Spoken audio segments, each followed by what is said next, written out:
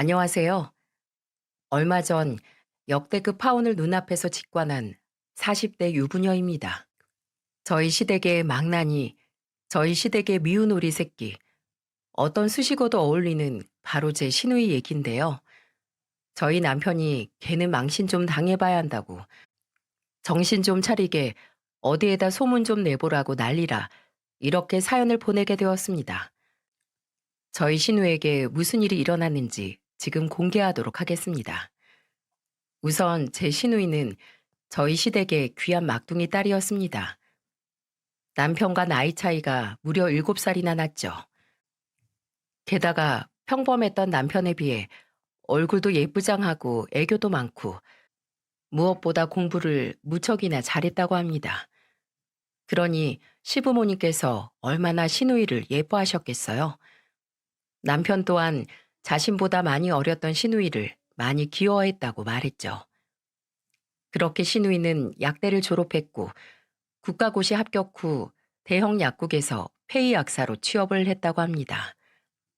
그 무렵 남편과 저는 결혼을 했고 둘 다 아이를 좋아해 빨리 아이를 가지고 싶어 시댁과 합가를 했어요.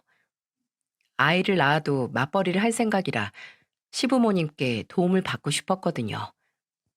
물론 생각처럼 되진 않았습니다. 병원에서는 저와 남편 둘 다 아무런 이상이 없다고 했지만 왜인지 아이가 잘 생기지 않았거든요.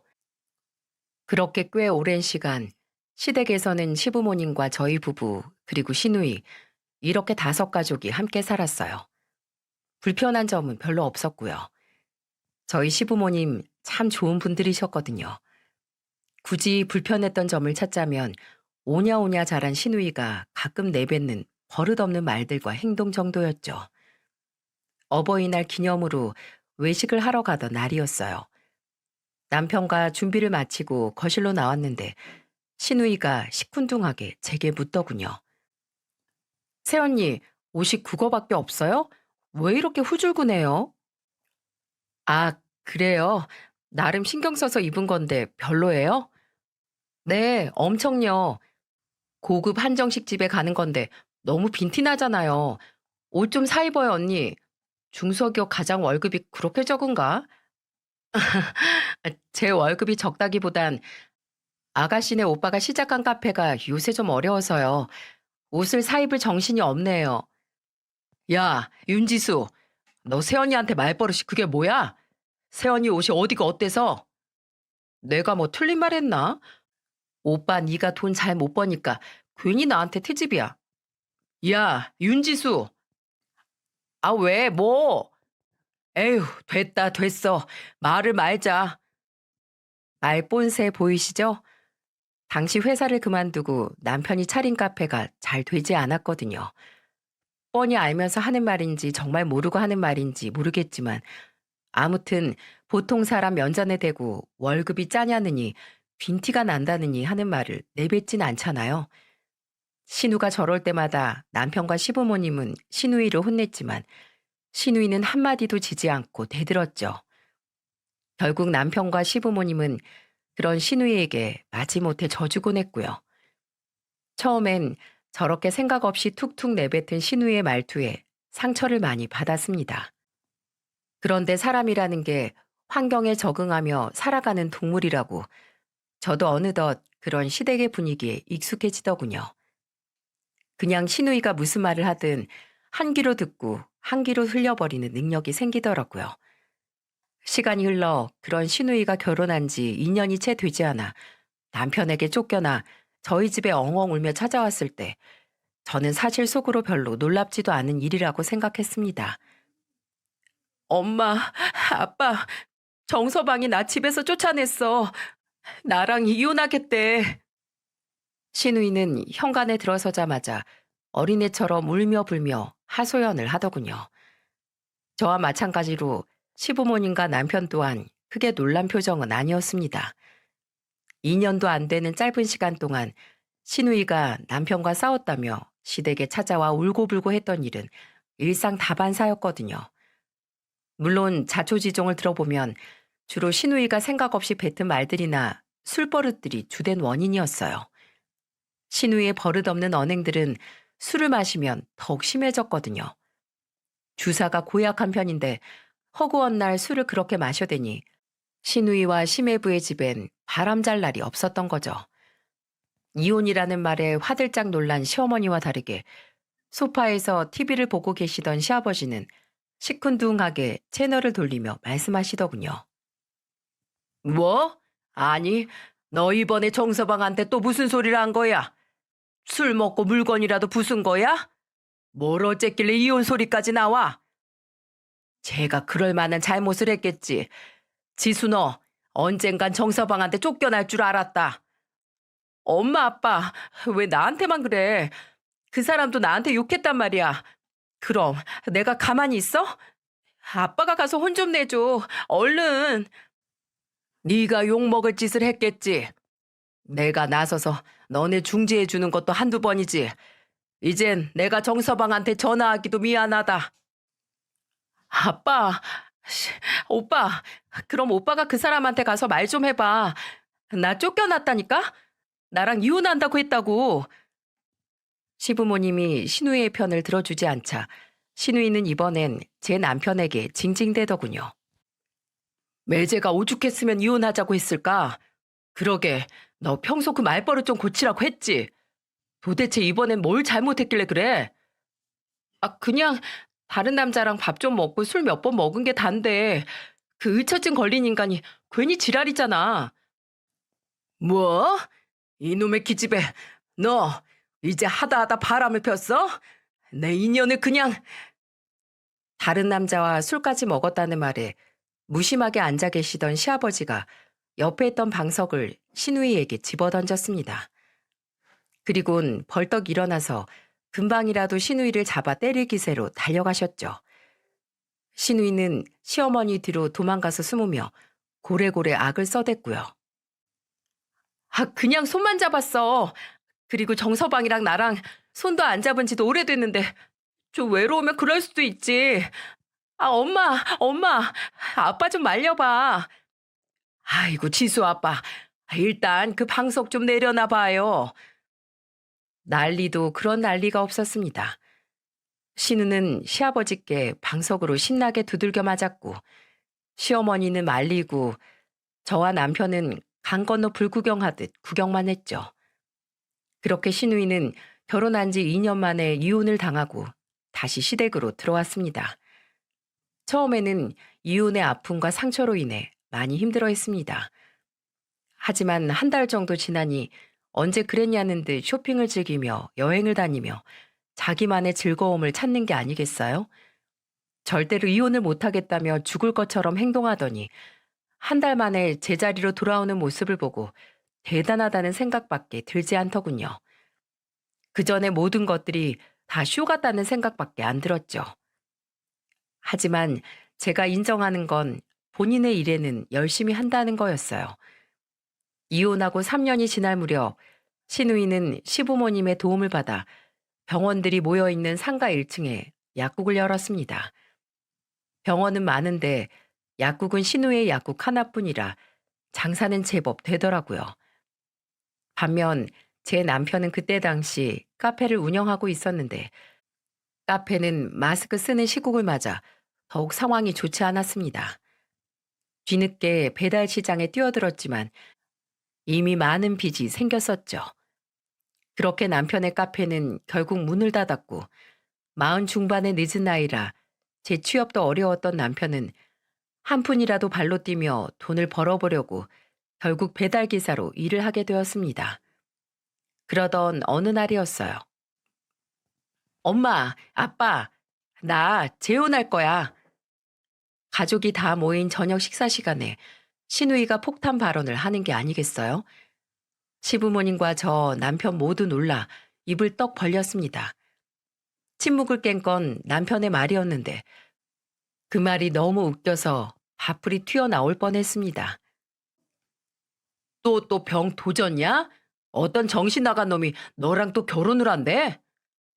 신우이는 남편을 한번 째려보더니 말을 이어가더군요. 대충 상대방도 재혼이고 성격 차이로 이혼했다더라. 직업은 한의사인데 약국이 있는 상가의 한 병원 원장님이 주선을 해줘서 알게 됐다. 뭐 이런 내용이었어요. 그리고 시부모님과 저희 부부에게 신신당부를 하더군요. 바로 우리를 매수하려고 했습니다. 가족을요. 우리 가족들 모두 절대 내가 왜 이혼했는지 말하면 안 돼? 나도 그냥 성격 차이로 이혼했다고 말해놨단 말이야. 알았지?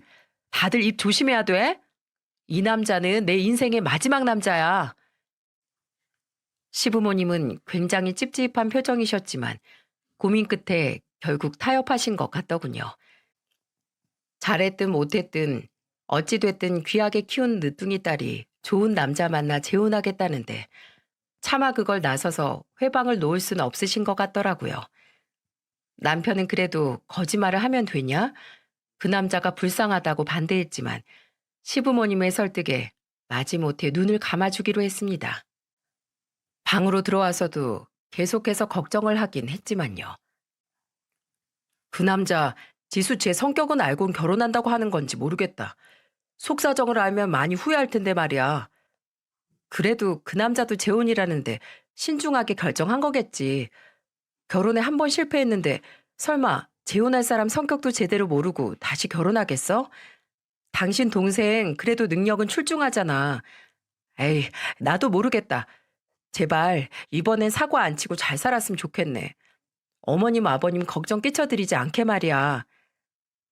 저 또한 남편의 걱정을 덜어주려 저렇게 말은 했지만 이렇게 신우의 실체를 숨겨야 되는 건지 염려되기 마찬가지였습니다. 그리고 드디어 상견례 날이 돌아왔죠. 안녕하세요. 지수 애비 되는 사람입니다. 반갑습니다. 사돈, 사돈이라고 불러도 되지요? 양가 아버님들이 먼저 반갑게 인사를 하시군 뒤이어 어머님들도 서로 인사하며 말씀을 나누시더군요. 신우의 시부모님이 될 분들의 인상이 참 좋더라고요. 의사 집안이라더니 아버님께선 점잖으면서도 호탕한 성격이신 것 같았습니다. 시어머니 될 분도 차분하고 우아하셨고요. 그리고 제일 중요한 신우이의 재혼 상대인 남자도 호남형이었고 성격 또한 반듯해 보였어요. 저는 저도 모르게 속으로 생각했죠. 저런 집안에서 어쩌다 우리 신우이를. 신우이가 남자 집안에 얼마나 내숭을 떨고 가식을 떨었는지 모르겠지만 사돈 어른이 되실 분들은 신우이를 무척 예뻐하시는 것 같았어요. 양가 아버님들이 서로 약주를 나누시는 동안 어머님들은 서로의 자식들에 대한 칭찬을 아끼지 않으셨죠. 신우이는 그 앞에서 수줍은 듯이 내숭을 떨고 있었고요. 이렇게 똑똑하고 예쁜 따님을 두셔서 참으로 좋으시겠어요, 사부인. 아유, 그렇게 말씀해 주시니 감사합니다. 사돈이야말로 아드님을 저렇게 훤칠하게 키우셨으니 걱정이 없으시겠어요. 상현군이 참 바르게 자랐더군요. 지수에 비하면 우리 상현이가 한참 부족하죠. 어쩜 이렇게 따님을 똑부러지고 예의 바르게 키우셨어요? 그렇게 저희 가족에게만 긴장감 넘치던 상견례가 끝났고 신우이는 남자와 남자 부모님들과 함께 그 댁으로 가서 다과를 하고 오겠다며 그들과 함께 차를 타고 돌아갔습니다. 시부모님은 진이 다 빠지셨는지 집으로 돌아오자마자 두 분 다 소파에 털썩 주저앉으셨어요. 저와 남편 또한 옆자리에 함께 널브러졌죠. 사돈 되실 분들이 참 좋으시네. 그러게요. 우리 지수가 이번 결혼 생활은 좀 잘해야 될 텐데 걱정이에요. 엄마, 지수개 손으로 입 가리고 호호 하는 거 보셨어요? 예, 너 괜한 말 마라. 지수도 한번 그렇게 이혼해 봤으니 이젠 정신 차렸겠지. 말이 씨가 된다고 괜히 네 여동생 앞날에 초칠말 하지 마라. 종호 제 말이 틀린 것도 아니구만 뭐. 이번엔 제발 무사히 결혼해서 또 집에 울며 불며 찾아오는 일만 없게. 아, 당신 나가는 교회에 가서 기도라도 해요. 저도 같이 어머님이랑 나가서 기도할게요, 아버님. 무슨 시트콤에서 나오는 집안 같죠? 하지만 저희 가족은 정말 진심으로 한 말들이었어요. 저도 신우이가 예쁜 건 아니었지만 그래도 가족이잖아요. 이번엔 어머님 말씀대로 정말 시누이가 정신을 차렸기를, 그리고 앞으로의 결혼 생활을 무탈하게 해내기를 저도 진심으로 바랐습니다. 그래서 제발 이 집으로 다시 돌아오지 않기를 바라기도 했고요. 다행히 시누이는 재혼할 남자와 무척 사이좋게 지내는 듯 했고, 그렇게 아무런 문제 없이 그들은 결혼식을 치렀습니다. 양쪽 모두 재혼인지라 가까운 친인척과 지인들만 불러 조촐한 결혼식을 올렸죠.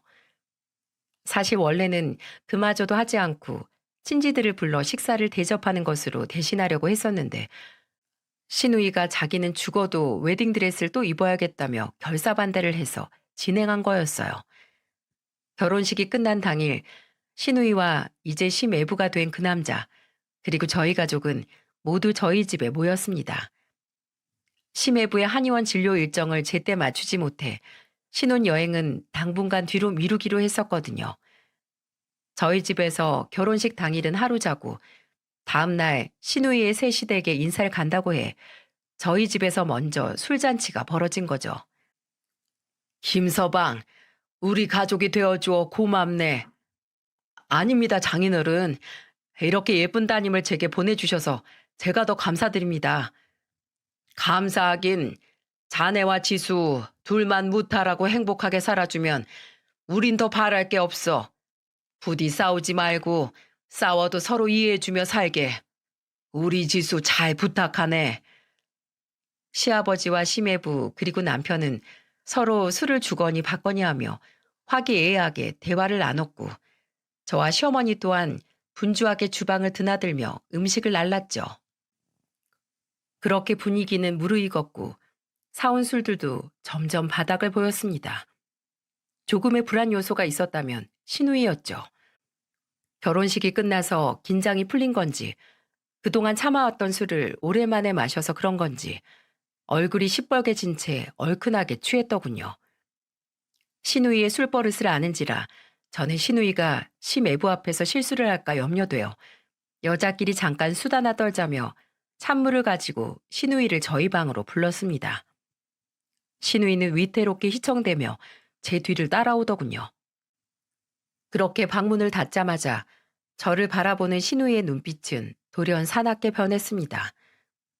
어쩜 저렇게 사람이 180도 돌변하는지 참으로 사람이 무섭다고 느껴질 정도였죠. 그리고 시누이의 입에서 나온 말들은 정말이지 제 가슴을 후벼 팠습니다. 그동안 그래도 시누이의 가시돋치 말들엔 내성이 생겼다고 생각했는데 이번엔 달랐어요. 그만큼 시누이가 한 말들은 정말 제가 여태 살면서 들어본 말들 중 가장 못된 말이었거든요. 새언니, 아까 축의금 셀 때 봤어요. 꼴랑 20만 원 하셨더라고요. 진짜 시댁에 말하기도 창피해서 그걸 누구 코에 붙여요? 그지같이. 저희 부부요. 남편 카페가 망하고 열심히 산다고 살았지만 그래도 빚이 한두 푼이 아니었던지라 당시에 자금 사정이 여전히 힘들었거든요. 그래도 시누이 처음 결혼할 때 500만 원이나 해준 터라 이번엔 우리 사정을 이해해 주겠지 했습니다. 그런데도 저렇게 얘기를 하다뇨. 저는 발끈해서 시누이에게 화를 냈습니다. 아니 아가씨 처음 결혼할 때 우리가 500 해준 건 기억 못해요? 지금 우리 사정이 어려워서 그때만큼은 못 해줬지만 그래도 어떻게 말을 그렇게 해요? 거지 같다뇨. 해도 될 말이 있고 안 될 말이 있죠. 그동안은 그래도 봐줄만 해서 참고 넘겼는데 이번엔 안 되겠네요. 얼른 사과 못해요? 그러자 시누이의 언성 또한 높아지더군요. 술에 취해 충혈된 눈을 어찌나 부라리던지 마치 눈이 튀어나올 것 같았습니다. 아, 가뜩이나 집안도 기울어서 내가 지고 들어가는데 쪽팔리게 20만 원이 뭐예요? 그깟 푼돈 다시 가지고 가서 새언니 국밥이나 쳐드세요. 새언니 국밥에 소주 처먹는 거 좋아하잖아요. 가성비 좋다고. 그놈의 궁상궁상. 돈을 못 벌면 마음 씀씀이라도 크게 쓰던가. 저는 시누이의 황당한 발언에 폭발하고 말았어요. 예, 아나, 이게 꼬박꼬박 아가씨 불러주니까 이제 하늘 무서운지 모르고 기어오르네. 나이도 어린 게 지금 어디서 배운 개뼈딱이야? 혼 좀 나고 싶어? 뭐? 이게? 지금 이게라고 했어요? 그래, 족보 꼬여보자. 계급장 뛰고 한판 붙어보잔 말이야. 능력도 안 되고 얼굴도 안 되고 불쌍해서 언니 언니하고 불러줬더니 지 주제를 몰라요. 저는 신우의 말에 눈이 뒤집혀 쓴맛을 보여주고 싶었지만 저희 목소리가 너무 컸던지 시어머니가 방문을 벌컥 열고 놀란 눈으로 소리치더군요. 이게 다 무슨 소리니? 거실까지 다 들린다. 지수 너 새언니한테 뭐 하는 짓이야? 시어머니 뒤엔 경악한 표정의 시아버지와 남편, 그리고 놀란 눈의 심해부까지 모두 서 있었어요. 여보, 지금 무슨 상황인가요? 아무리 술에 취했어도 기본 예의는 지켜야지. 새언니한테 말버릇이 그게 뭐니? 나 지금 너무 당황스럽다. 심해부는 놀라서 말까지 더듬으며 신우이에게 묻더군요. 하지만 이미 신우이는 술에 취해 제정신이 아니었습니다. 시부모님과 남편의 만류에도 신우이는 악에 받쳐 제게 소리를 질러댔죠.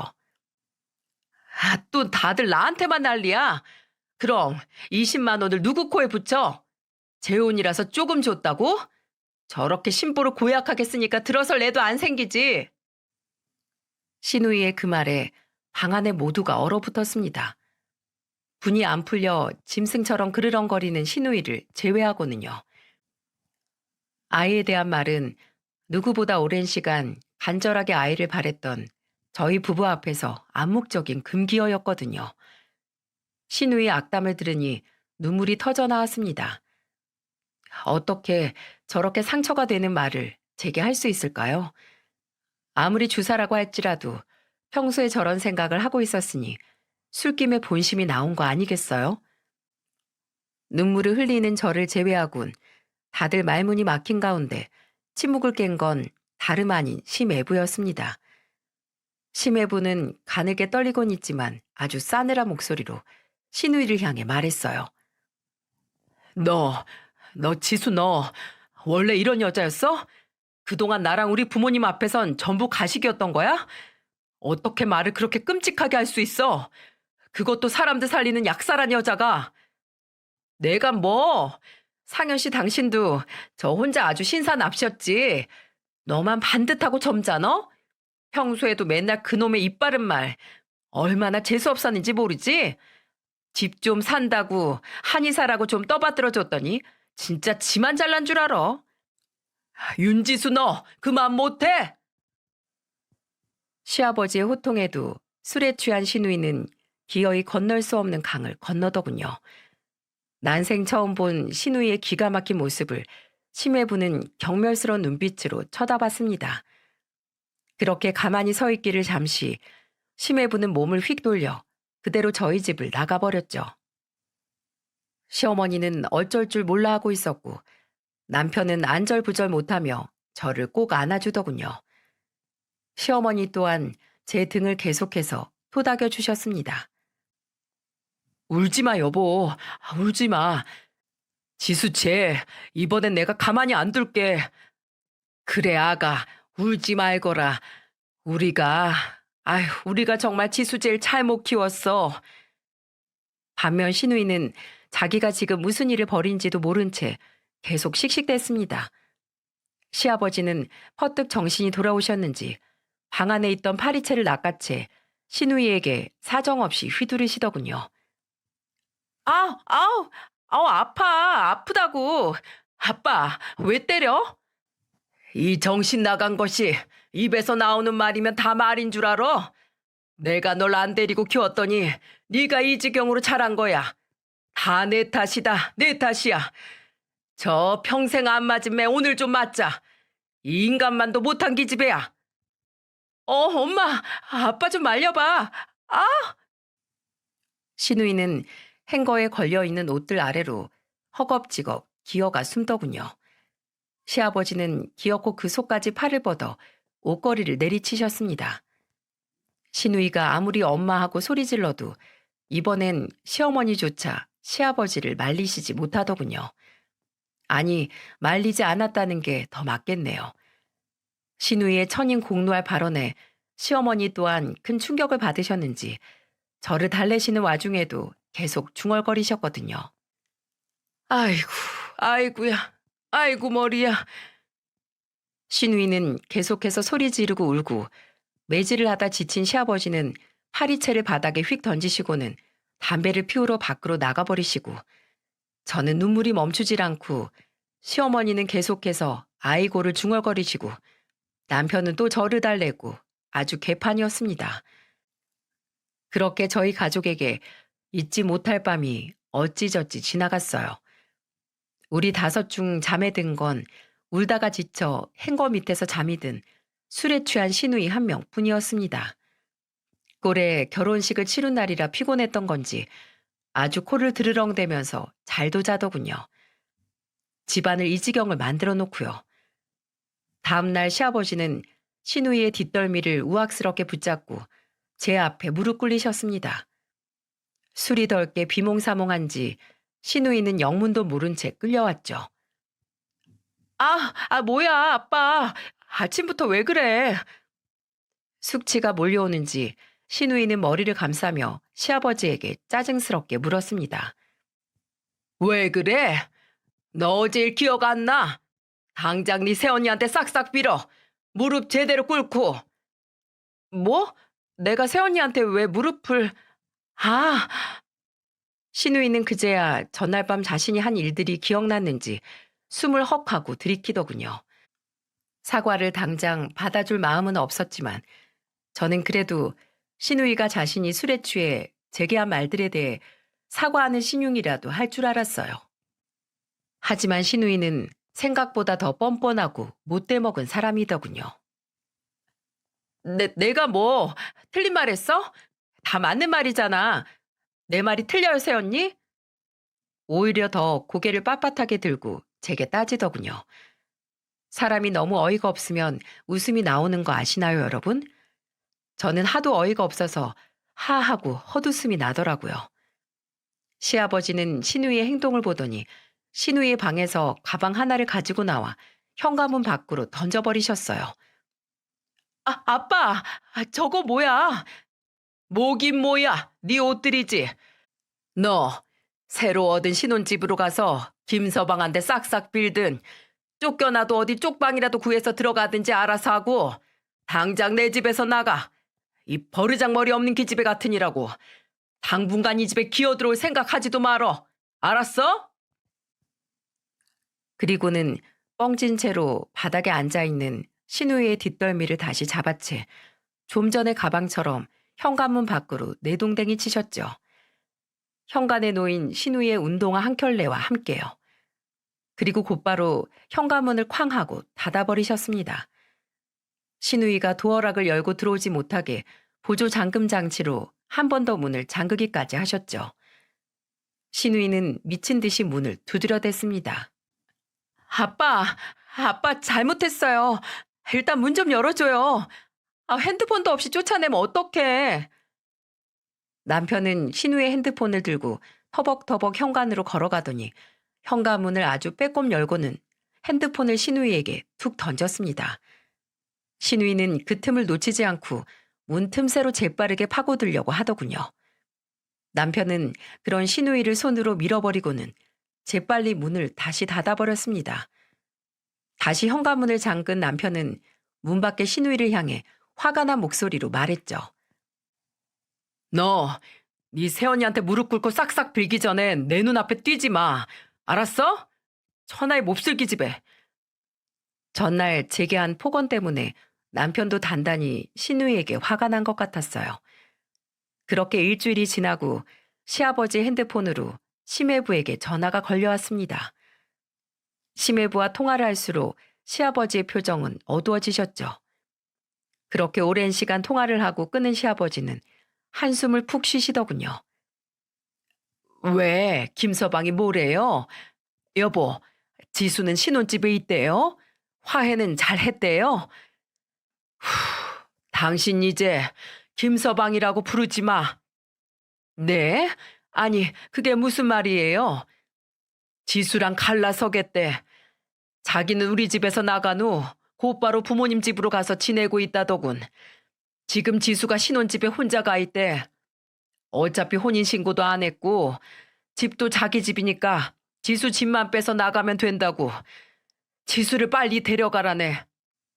제 발로 나가든 우리가 데리고 가든 나가지 않으면 주거 침입죄로 신고하겠다고. 그리고 사기 결혼이라고. 모든 거 다 속고 결혼했다면서 말이야. 네? 사기 결혼이요? 시아버지는 망연자실한 표정으로 심해부가, 아니 잠시 심해부였던 그 남자가 한 말들을 전하셨어요. 그 남자가 시아버지에게 한 말들은 가히 기함을 토할 내용들이었죠. 그 남자도 알고 보니 참 냉정하고 무서운 사람이더군요. 일주일 전 신우이의 본 모습을 보고 뭔가 잘못됐다고 생각했는지 글쎄 그 짧은 사이에 사람을 써서 신우이의 뒷조사를 철저히 했던 게 아니겠어요? 우선 신우이의 전 이혼 사유가 성격 차이가 아닌 신우이의 바람이었다는 게 그 남자가 사기 결혼이라고 주장하는 이유였습니다. 그리고 바람으로 이혼당한 이 신우이가 정신을 못 차리고 그 심애부를 만나는 와중에도 이 남자 저 남자 만나며 결혼하기 전 양다리를 걸쳤더라고요. 그러다 남자 만나는 것도 질렸는지 마지막으로 심해부를 그 중에서 선택해서 결혼을 했던 거였습니다. 여러분, 이게 말이 되나요? 같은 가족의 일원이지만 같은 여자로서 창피하고 내가 다 도망가고 싶은 순간이었어요. 신우이는 처음엔 발뺌을 하다가 남자가 조사한 증거를 들이미니까 그제야 잠깐 만나서 즐기기만 했다며 실토를 했다고 하더군요. 그것도 이전처럼 그냥 술만 몇 번 마셨을 뿐 바람은 절대 아니라고 우겼답니다. 아이고, 이 화상을 어쩌면 좋을지. 게다가 술만 먹으면 개가 되는 주사도 두 눈으로 목격을 했고 자신은 인성이 덜 된 사람과는 정이 떨어져서 절대 못 산다고 했답니다. 게다가 시아버지에게 전화하기 전 그 남자는 이미 신우이와 통화하며 한바탕 한 모양이더군요. 내가 자식을 잘못 키웠어, 내가. 지수 걔가 어쩌다가 그렇게 못되게 자랐노. 아휴, 내가 죄인이지. 자식 잘못 키운 내가. 어머님, 그러지 마세요. 저는 자신의 가슴을 내리치는 시어머니의 손을 감싸쥐고 꼭 안아드렸습니다. 저와 남편에겐 정말 좋은 분들인데 어쩌다 저런 망나니 같은 시누이가 그 사이에서 나온 걸까요? 정말 알다가도 모를 일이었습니다. 그렇게 시아버지는 시누이의 신혼집으로 가서 시누이를 도로 끌고 오셨습니다. 시누이는 그 집에서도 안 나온다고 발악을 했던 것 같더군요. 잔뜩 심통난 표정으로 자신의 짐을 싸들고 집에 들어오더군요. 그리고 저를 보자마자 눈을 뒤집어 까고 달려들었습니다. 야, 이게 다 너 때문이잖아. 처음부터 거지같이 푼돈만 축의금으로 안 넣었어도, 아니, 일주일 전에 네가 내 화만 더 안 돋웠어도 이 지경까지는 안 됐다고. 이게 다 너 때문이야. 오늘 아주 너 죽고 나 죽자. 신우이가 제 머리채를 휘어잡으려던 찰나였어요. 정말 깜짝 놀랄 일이 벌어졌습니다. 저와 시어머니, 시아버지 세 사람의 입이 아주 떡 벌어졌죠. 신우이를 제지한 사람이 정말 생각지도 못한 사람이었거든요. 짝! 아! 바로 맨날 입으로만 신우이를 구박할 뿐 그렇게 착하고 개미 한 마리 죽일 줄 몰랐던 제 남편이 신우이의 뺨을 후려친 거예요. 이 싸가지 없는 년이 어디다 손을 올려 감히? 남편은 신우이의 뺨을 때리고도 분이 풀리지 않았는지 몸을 부르르 떨었습니다. 마찬가지로 난생 처음 남편에게 맞은 신우이 또한 어지간히 충격을 받았는지 두 손으로 뺨을 감싸쥔 채 놀란 눈으로 남편을 올려다봤어요. 신우이의 두 눈엔 눈물이 그렁그렁했죠. 오빠, 지금 나 때린 거야? 나 때린 거냐고. 저번에 아빠도 그렇고 왜 다 나만 가지고 그래? 왜 때려, 왜? 내가 뭘 그렇게 잘못했다고. 나도 밖에 나가면 어른 대우받고 사는 사람인데 내 나이가 39인데 곧 40인데 왜 때리냐고. 가족이면 이해해주고 감싸줘야지. 다 전현 때문인데. 전현만 아니었어도 다 왜 제 편만 들어 왜? 내가 엄마 아빠 딸이고 오빠 동생인데.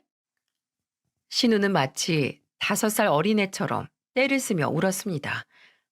그 모습을 보는데 그냥 이젠 더 이상 화도 안 나더군요. 그저 신우이가 너무 한심했어요. 본인 말대로 39이나 먹었고 내년이면 40인데 어쩜 저렇게 어린애 같고 철이 없는지. 시부모님은 그런 신우이를 보며 한숨만 푹푹 쉬셨고 남편은 그런 신우이를 한심하게 쳐다봤습니다. 신우이는 그렇게 지치지도 않고 하루 반나절을 악을 쓰며 내리 울었어요. 다른 한편으론 정말 대단하다고 느꼈죠. 그렇게 신우이와 잠시 저의 심해부가 되었던 그 남자는 일주일 만에 갈라서게 됐습니다. 요즘 포털 사이트나 커뮤니티를 보면 결혼식 하자마자 신혼여행 갔다 싸워서 이혼하는 사람들, 결혼식 당일 이혼하는 사람들도 듣곤 했는데 내 주위에서 그것도 남편 여동생이라는 사람이 결혼 일주일 만에 이렇게 파토가 날진 몰랐네요. 이후 딸 자식을 잘못 키웠다고 자책하신 시부모님의 표정이 아직도 눈에 선하네요. 시아버지의 말씀이 참 잊혀지지가 않습니다. 쥐구멍에 전세라도 들어갈 수 있다면 내 1억이라도 낼 수 있을 것 같다. 그 말을 들은 저와 시어머니는 씁쓸하게 웃었습니다. 말씀이야 저렇게 하시지만 정말 그렇게 애지중지 키운 딸이, 그것도 딸 자신의 잘못으로 2번이나 결혼에 실패를 했으니 얼마나 마음이 아프셨을까요? 저희 시부모님 정말 참 좋은 분들이시거든요. 그런 분들이니 딸을 그렇게 키운 당신 스스로들을 더 자책하셨겠죠. 가족들 마음고생은 고생대로 시켜놓고 신우이는 우리 중 누구보다 제일 먼저 기운을 차렸습니다. 기운을 차렸다기보단 자신은 별로 잘못한 게 없다고 뻔뻔하게 생각을 하는 것 같았어요. 이제껏 자신에게 생긴 일들은 그냥 재수가 없어서 걸린 것들이라고요. 이래서 한의사들은 의사 취급도 안 해주는 거야. 차라리 잘 됐어. 나 정도의 스펙이나 미모면 그 이상의 좋은 직군도 만날 수 있는데 뭘. 난 지금처럼 당당하게 내 인생 살 거야. 참 대단했습니다. 시댁을 초토화 만들어 놓고 한다는 얘기가 자기 합리화 아니겠어요? 정말 내 여동생이었다면 무인도로 끌고 가 참교육 한번 제대로 해주고 싶었습니다. 그리고 제 걱정은 현실이 되었어요. 신우이와 그 남자를 주선해준 상가 병원의 원장 기억하시죠? 평소 신우이에게 그렇게 친절하던 사람이 신우가 그 남자와 갈라선 뒤로 마주쳐도 아는 척도 안 했다더군요. 그 이유는 병원에 다녀간 사람들이 신우이의 약국에 대한 불만을 그 병원 간호사들에게 토로한 겁니다. 신우이가 손님들한테 그렇게 불친절했다네요. 그냥 불친절만 했으면 모를까. 글쎄 병원의 처방전과는 다르게 귀찮다는 이유로 식전 식후 약을 하나로 합쳐서 제조에 담아줬답니다. 손님들 몇몇이 컴플레인을 걸자 그제야 그 사람들의 약만 못 이긴 척 다시 남아서 담아줬대요. 그것도 대놓고 투덜대면서요. 그리고 귀찮다는 이유로 복약 지도조차 제대로 하지 않아 손님들이 병원에 다시 가 복용법을 물어보는 일도 있었다고 합니다. 그럼에도 불구하고 신우의 약국이 잘 되었던 건 그 병원들 근처의 약국이 신우의 약국 하나밖에 없어서였던 거죠. 원래대로였으면 병원 원장들도 신우에게 웃으며 주의를 줬었겠지만 그 남자에게 신우의 실체를 들은 병원장이 주위 병원들에게 신우에 대한 소문을 쫙 낸 모양이더군요. 병원들도 자신들의 영업장 아래 하나 있는 약국 주인이 손님들에게 그런 태도인 사람인 게 당연히 달갑지 않겠죠. 자신들의 운영에 해가 되면 됐지 절대 득이 되진 않을 테니까요. 그래서 병원들이 저들끼리 단합해 신우이가 제대로 복약지도를 하지 않은 정황들을 모아 신고를 해버린 겁니다. 처음엔 소에게 과태료를 냈을 뿐이지만 신고는 계속해서 이어졌죠. 결국 신우이는 영업 정지 처분을 받게 되었어요. 그 사이 이미 온 동네에 소문이 나서 노른자 땅에 약국을 개원하려고 약사들이 여기저기서 상가를 보러 다녔다고 했습니다. 의사들은 결국 약사 지인들을 물색해 상가의 빈자리에 약국 개국을 하도록 손을 썼죠. 결국 신우이는 무너져 갔습니다. 당연하죠. 병원에서 미운털 박혔으니 그 병원에서 신우이 약국을 가라고 하겠어요? 아니면 친절한 약국에 가라고 하겠어요? 모든 손님을 뺏긴 신우이는 결국 그 건물에서 쫓겨날 수밖에 없는 처지가 되고 말았어요. 그리고 시아버지는 약국에 투자한 자신의 돈을 다시 내놓으라고 통보를 했죠. 약국도 망했는데 아빠까지 왜 그래 진짜. 딸 죽는 거 보고 싶어서 그래? 내가 생각하기에 지수 넌 인생을 너무 쉽게만 산 것 같다. 내가 널 그렇게 키웠어. 죽이 되든 밥이 되든 이제라도 너 알아서 살아봐라. 집에서 안 내쫓는 것만으로도 감사한 줄 알아. 싫으면 이 집에서도 나가든가. 예전 같았으면 신우이의 투정에 못 이긴 척 져주셨을 시부모님이지만 그 사건 이후 시부모님 또한 달라지셨어요. 신우이를 이대로 내버려뒀다간 자신들의 사후에도 편히 눈을 감지 못할 것 같다고 말씀하셨죠. 어떻게든 우리가 죽기 전에 지수제 사람은 만들어 놔야지. 못 나도 내 자식인 걸 어쩌겠니? 나중에 저에게만 살며시 한숨 섞인 말투로 시어머니께서 해주신 말입니다. 저는 그저 시어머니의 등을 토닥여드렸죠. 싫으면 집을 나가라는 시아버지 엄포에 신우이는 결국 시아버지의 돈을 돌려드리곤 경기도 변두리 약국에 다시 폐의약사로 취업을 했습니다. 집은 서울 한복판인데요. 왜 거기까지 갔냐고요? 약사협회에서도 신우이에 대한 소문이 쫙 퍼져 신우이를 채용하려는 약국이 별로 없었거든요. 괴팍한 성격에 손님에게 불친절하다고까지 소문이 난 신우이를 약국들이 돈을 주며 채용하고 싶어 하지 않았던 건 당연한 수순이었으니까요. 신우이는 여태껏 투덜대면서도 하루에 왕복 3시간씩 꾸준히 출퇴근을 하고 있었습니다. 사실 금방 그만둘 줄 알았는데 신우이도 조금은 정신을 차린 걸까요? 지켜봐야 알겠지만 아직까진 잘 모르겠네요. 신우이와 헤어진 그 남자는 최근 유명한 연예인이 그 남자의 한의원에 다녀간 후 아주 유명해졌습니다. 손님들이 하도 몰려 여건물로 병원 확장도 하고 회의 닥터도 한 명 더 고용했다고 해요. 게다가 나이에 비해 동안인 외모에 재력까지 있으니 선을 보려는 여자가 줄을 섰다고 그러더군요. 물론 그 소식을 배합하는 사람이 있었습니다. 아, 왜? 나랑 헤어지고 다들 잘 되고 잘 사는 거야? 짜증나. 더러운 세상. 다 싫어. 다들 꼴도 보기 싫단 말이야. 신우이는 그 남자가 웃으며 TV에 나오는 모습을 보더니 냉장고에 있는 소주를 나발불며 밤새 후회하며 자책하며 울더군요. 그 모습이 얼마나 시원하던지 인과응보, 자업자득이 생각나는 순간이었죠. 그리고 그 남자와 갈라선 지 6개월 뒤 저희 집에 굉장히 웃긴 일이 하나 생겼습니다. 바로 신우이가 다시 결혼을 하겠다고 선언한 겁니다. 이번엔 어디서 꼬셨는지 상대가 페이닥터인 내과 의사라더군요. 남편과 저는 그저 기가 차 헛웃음을 지었죠. 그런데 시부모님의 반응이 정말 너무나도 웃겼어요. 야야, 이 엄만 이제 네가 결혼의 결자만 꺼내도 무섭다. 너 혼자 북치든 장구치든 알아서 해. 결혼? 하려면 해라. 대신 우린 더 이상 너한테 지원 못 해준다. 너도 양심이 있으면 해달라고 못하겠지? 행여 결혼식 한다는 소린 더더욱 못하겠고. 근데 그놈은 의사식이나 된 놈이 얼마나 모자라길래 너랑 결혼을 한다냐? 너 3번째인 건 알아? 엄마, 아빠. 자신이 결혼을 한다는 말에도 비아냥대는 시부모님의 반응을 보고 신우이는 성질을 냈죠. 하지만 시부모님은 됐다, 밥이나 먹어라 하시며 그런 신우이를 무시하셨습니다. 거기에 남편도 한마디 거들었어요.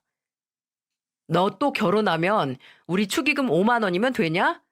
야, 양심 있으면 축의금 받지 말고 너 혼자 조용히 가서 하고 와라. 이제 네 들러리 서주는 것도 지겹다. 또 언제 바뀔지 모르는데 우리가 뭐하러 생고생하니? 에휴, 저것도 꼴의 동생이라고. 정말 웃음 참느라 혼났습니다. 저도 이번 상견례 땐 국밥 어떠냐고 신우이를 놀리고 싶었는데 신우이의 얼굴이 불그락 푸르락한 것이 한마디 더 붙였다간 식탁을 뒤집어 엎을 것 같아 애써 삼켰죠. 그리고 역시나가 역시나였습니다. 결혼한다고 했던 여자가 한 달도 안 돼서 헤어졌다고 하더군요. 그래서 같은 여자로서 한마디 했네요. 아가씨, 이제 정신 차리세요. 언제까지 남자 꽁무니만 줄줄 따라다닐 거예요? 남말은 새가 듣고 반말은 쥐가 듣는다고 했어요. 아가씨는 그놈의 주둥이가 문제라고요. 어딜 가서든 경솔하면 안 되고 말 언행을 조심조심 해야 되는데 아가씨는 막가파식으로 말을 짓거리잖아요. 제발 정신 좀 차려요. 그 나이 먹도록 가족들 속썩이고 어리광 부리고 술주정까지 하고 언제까지 그렇게 살 거예요? 정말 내 동생이었으면 그 주둥아리 확 꿰매버렸을 거예요. 알겠어요? 새언니, 언니까지 왜 이래요? 새언니까지 그러면 저 더 이상 살 의미가 없어요. 그냥 동생처럼 이쁘게 봐주면 안 돼요? 그럼 진짜 동생처럼 행동해 줄까요? 알았어요. 앞으로 기대하세요. 전 이때부터 진짜 언니가 되어주기로 했답니다. 신우의 행동 하나하나 귀찮을 정도로 잔소리를 해대고 있어요. 아가씨, 아가씨가 먹은 밥그릇 직접 설거지하세요. 아가씨, 세탁기 좀 돌리고 청소기로 집안 청소 좀 해요. 아가씨, 일주일에 한 번만 술 먹으라고 했죠? 한 번만 더 어기면 회초리 듭니다. 아가씨, 부모님한테 말버릇이 그게 뭐예요? 이제부터 존댓말 좀 쓰세요. 요자를 붙이라고요. 안 붙이면 귀신처럼 따라다녀서 괴롭힐 거예요? 이렇게 저는 하나하나 신우이의 인성을 고치려고 노력 중이랍니다. 그 모습을 보는 시댁 식구들은 얼마나 재밌어 하는지 몰라요.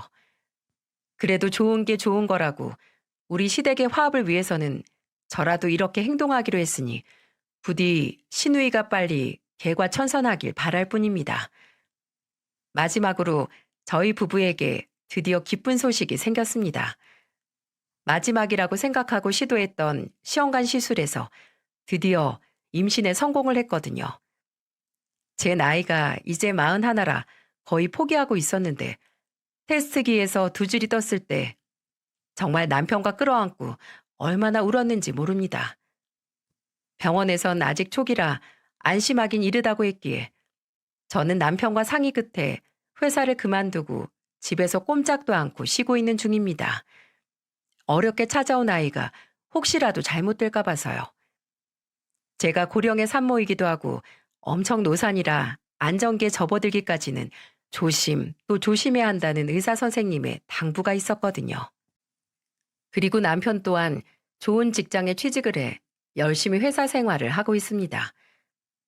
가장으로서 책임을 위해 열심히 사회생활을 하고 있는 남편에게 항상 감사하다는 말을 전해주고 싶네요.